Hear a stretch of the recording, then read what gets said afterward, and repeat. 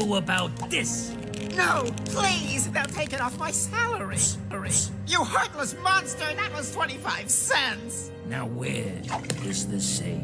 I won't tell you. Oops. No, that was 35 cents. Oops. Wait, that was $2.50 reduced from $3.95. Now will you talk? Never! Your choice. No! Man, how dare JoJolands be so fire? Araki's been firing on all cylinders since this part came out, and this is low-key my favorite chapter yet. But like, I've been patiently waiting to go to one of these chapters and have it be trash, so I could go full pretentious PNG reviewer and be like, what were they thinking? But the chapters have been so good that I deadass have nothing to complain about. Way to go, Araki, you ruined my bid.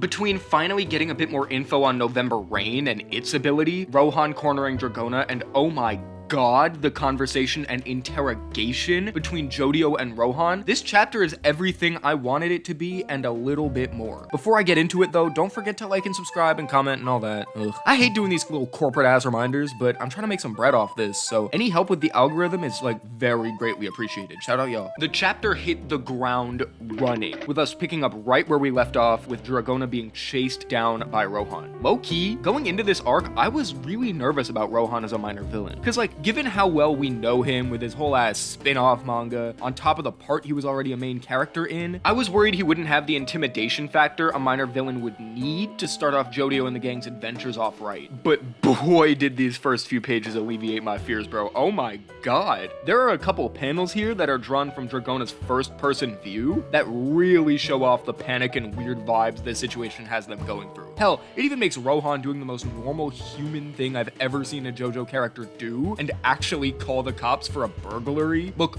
mad cool and menacing. Especially because we know what the cops in the JoJolands are like, and I don't want him back. No! The way that Diamond sort of teleports to Rohan and brings all the money they stole with it was super interesting to me too. Dragona at one point says that you can't steal the diamond, but at the end, once Rohan is defeated, the gang steals the diamond no issues, and that had me sus. Because originally, I thought it was just like a property the diamond had, since it felt like the MacGuffin of the story so far. However, this kind of just proves that. The ability low-key reminds me of Shakedown Road from part 8, which is also a non-living stand user, so maybe the diamond has like a stand of its own with a similar ability? Ooh, that'd be lit. They could call it Neil Diamond, baby. In the meantime though, Rohan's still being an absolute menace, backing Dragona into a corner and trying to tie them up with their own zip ties, and low-key, nah, I'm with Paco on this. I don't care what rock witchcraft you got going on. If you're gonna be disrespectful like that, then it's hands. However, right as Rohan is about to catch Dragona, man, shit like this is why I love Rohan. He just goes around doing that anime bit where they're like, all right, it's gonna be 50 cents. 50 cents? I thought this was the dollar store. Something fishy's going on. and it's lit because he's the way we get our first look into November Rain and how it works. The way Rohan describes it and the way we see it used makes it seem like the stand manipulates like weight or density using the little rain droplets it summons. And interestingly, given how it destroyed the concrete but not the carpet above it, either Jodio can control what it hits or it doesn't affect things that absorb water. Honestly, I'm still not 100% sold on the stand needing the rain droplets to work, but I'm low-key coming around on it. Weight and density control are super underrated when it comes to superpowers, and my boy Jodio uses them crazy. It's lit. Man, speaking of, gang, I low-key got a confession to make. After reading and rereading this chapter to make this video, I think Jodio's my new favorite JoJo. He's just too nice with it. He's got that Riley Freeman Black Air Force shit kid energy I love, but when it comes to his serious, ambitious side, bro, this whole investigation was absolutely the star of the chapter for me. It felt like even though the stand battle ended really quickly, the mental battle was only just getting started. It was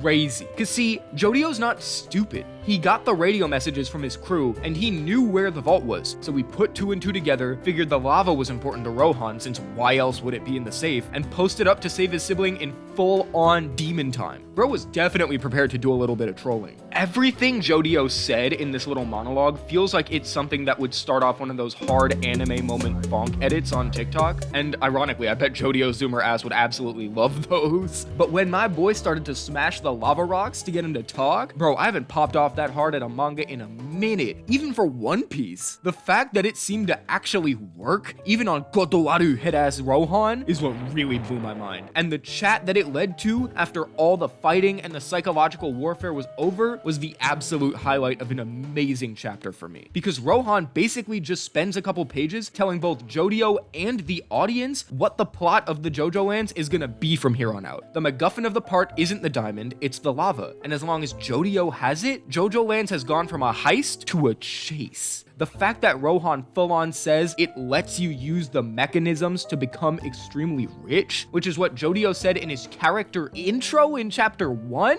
really lets us know that this is gonna be a part spam enjoying, you feel me? My favorite part of this whole interaction though is this tiny little text box down here. Jodio's turning to leave and Rohan says, "What you know of the lava is of no one else's concern. Got it? Only yours. And those friends of yours, can you really trust them? I know I wouldn't." Bro, if Dragona ends up betraying my boy, I'ma hang myself and turn on the ceiling fan. I'ma hit you with a potato flew around my room. Araki, don't fucking make me do it. For real though, a possibility of a traitor Jobro, like Fugo but real and they actually pulled the trigger, would be such a badass twist. Like, oh, what if in the final arc, instead of having a main villain, it just turns into PvP? That'd be crazy, bro. This part is insane. TLDR, this chapter was amazing and I loved it to death, but if the next chapter doesn't start with Jodio and Usagi slapboxing for that pink dark guy image, I'm boycotting the series. Fuck y'all. Outside, I keep on cooking and I keep it pushing. These niggas is mad, I'm still alive. Looking at niggas' eyes, keep it bumping the talk, I see niggas die. I don't phone around, trust us how niggas ride. Shit, I'm wildin', but ain't blind. If you talking about niggas gon' slide, fuck.